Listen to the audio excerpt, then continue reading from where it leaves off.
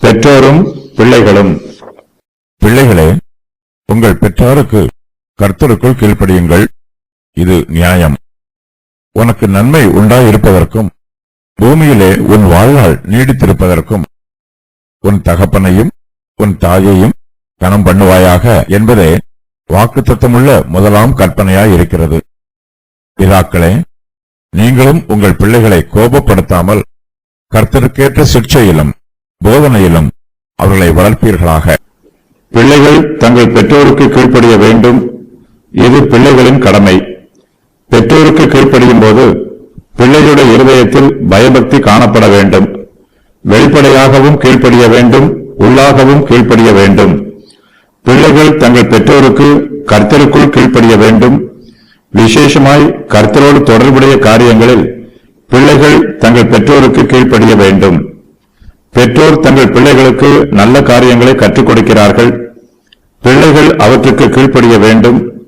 பிள்ளைகளின் நல்ல ஆரோக்கியத்திற்கு தேவையானவற்றையெல்லாம் பெற்றோர் அவர்களுக்கு கற்றுக் கொடுக்கிறார்கள். பிள்ளைகள் அவற்றிற்கும் கீழ்ப்படிய வேண்டும். பெற்றோர் தங்கள் பிள்ளைகளுக்கு கர்த்தரை பற்றியும் கற்றுக் கொடுக்கிறார்கள். பிள்ளைகள் கர்த்தரை பற்றிய காரியங்களில் விசேஷமாய் கீழ்ப்படிய வேண்டும். இவ்வாறு கீழ்ப்படிவது நியாயமானது. பிள்ளைகள் தங்கள் பெற்றோருக்கு கர்த்தருக்குள் கீழ்ப்படியும் போது அதை பார்த்து கர்த்தர் சந்தோஷப்படுகிறார். பெற்றோருக்கும் பிள்ளைகளுக்கும் இடையே கர்த்தரும் அங்கம் வகிக்கிறார். பெற்றோர் தங்கள் பிள்ளைகளை ஆளுகை செய்ய வேண்டும் என்பதும் பிள்ளைகள் தங்கள் பெற்றோருக்கு கீழ்ப்படிய வேண்டும் என்பதும் தேவனுடைய நியமம். இது இயற்கையின் நியமமும் ஆகும். பிள்ளைகள் தங்கள் பெற்றோருக்கு கீழ்ப்படிய வேண்டும் என்பதை எழுதும்போது அப்போஸ்தலர் பவுல் 10 கட்டளைகளில் 5வது கட்டளையை இங்கு மேற்கோளாக சொல்லுகிறார். உனக்கு நன்மை உண்டாயிருப்பதற்கும் பூமியிலே உன் வாழ்நாள் நீடித்திருப்பதற்கும் உன் தகப்பனையும் உன் தாயையும் கனம் பண்ணுவாயாக என்பதே வாக்குத்தத்தம் உள்ள முதலாம் கற்பனையாய் இருக்கிறது. பிள்ளைகளுக்கு நன்மை உண்டாயிருக்கும், பூமியிலே அவருடைய வாழ்நாள் நீடித்திருக்கும் என்பதே வாக்குத்தத்தம். இந்த கற்பனைக்கு கீழ்ப்படுகிறவர்களுக்கு அநேக நன்மைகள் உண்டாயிருக்கும். உலக பிரகாரமான ஐஸ்வர்யங்களும் ஆசீர்வாதங்களும் கிடைக்கும். அதோடு சேர்ந்து தேவன் அவர்களுக்கு கொடுக்கிற நன்மைகளை அனுபவிக்க அவர்களுடைய வாழ்நாளும் நீடித்திருக்கும். கீழ்ப்படிதல் உள்ள பிள்ளைகளுக்கு தேவன் சகல நன்மைகளையும் ஆசீர்வாதமாக தருகிறார். நாம் கர்த்தருக்கு கீழ்ப்படியும் போது அவர் நம்மை சகல நன்மைகளினாலும் ஆசீர்வதிக்கிறார். கீழ்ப்படிவதற்கு எப்போதுமே ஆசீர்வாதம் உண்டு. சுவிசேஷத்தில் உலக பிரகாரமான ஆசீர்வாதங்களும் ஆவிக்குரிய ஆசீர்வாதங்களும் வாக்கு பண்ணப்பட்டிருக்கிறது. தேவன் நமக்கு வாக்கு பண்ணி இருக்கிற ஆசீர்வாதங்களை அவருடைய வார்த்தைக்கு கீழ்ப்படிந்து சுதந்திரித்துக் கொள்ளலாம். நம்முடைய கீழ்ப்படிதலை உற்சாகப்படுத்துவதற்காக தேவன் நமக்கு ஆசீர்வாதங்களையும் கொடுக்கிறார். அப்போஸ்தலர் பவுல் பெற்றோர்களின் கடமைகளையும் இங்கு எடுத்துச் சொல்லுகிறார். பெற்றோர் தங்கள் பிள்ளைகளை கோபப்படுத்தக்கூடாது.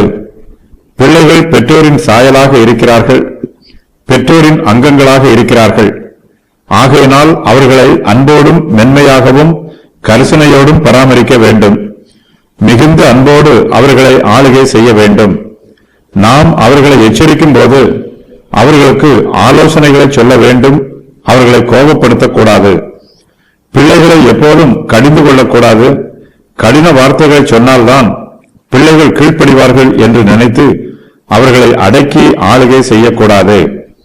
பெற்றோர் தங்கள் பிள்ளைகளை கோபப்படுத்தாமல் கர்த்தருக்கு ஏற்ற சிக்ஷையிலும் போதனையிலும் அவர்களை வளர்க்க வேண்டும். பிள்ளைகளை நன்றாய் வளர்ப்பது பெற்றோரின் கடமை. ஆகையினால் அவர்களுக்கு நல்ல போதனைகளை கொடுக்க வேண்டும். பெற்றோர் தங்கள் பிள்ளைகளை போதிப்பதில் மிகுந்த கவனம் செலுத்த வேண்டும். பிள்ளைகள் அறிவாளிகளாகவும் மேதைகளாகவும் நல்ல புருஷராகவும் வளர்ந்தால் மாத்திரம் போதாது, அவர்கள் நல்ல விசுவாசிகளாகவும் வளர வேண்டும். கர்த்தருக்கேற்ற சிக்ஷையிலும் போதனையிலும் அவர்களை வளர்க்க வேண்டும். அவர்களுக்கு ஆவிக்குரிய சத்தியங்களை கற்றுக் கொடுக்க வேண்டும். கர்த்தரை பற்றிய உபதேசங்களை அவர்களுக்கு சொல்லித்தர வேண்டும். வேதத்தின் ரகசியங்களை அவர்களுக்கு விளக்கிச் சொல்ல வேண்டும். பிள்ளைகளுக்கு கூறப்பட்டிருக்கும் கட்டளைகள்: தங்கள் பெற்றோருக்கு கீழ்ப்படிய வேண்டும், தங்கள் பெற்றோரை கனம் பண்ண வேண்டும். பிள்ளைகள் தங்கள் பெற்றாருக்கு கீழ்ப்படிய வேண்டும் என்பதற்கு காரணங்கள். இது நியாயம், இது வாக்குத்தத்தம் உள்ள கற்பனை, பிள்ளைகளுக்கு நன்மை உண்டாயிருக்கும், பிள்ளைகளுடைய வாழ்நாள் நீடித்திருக்கும். பெற்றோருக்கு கூறப்பட்டிருக்கும் கட்டளைகள். உங்கள் பிள்ளைகளை கோபப்படுத்தாமல் இருக்க வேண்டும். உங்கள் பிள்ளைகளை கர்த்தருக்கு ஏற்ற சிக்ஷையிலும் போதனையிலும் வளர்க்க வேண்டும்.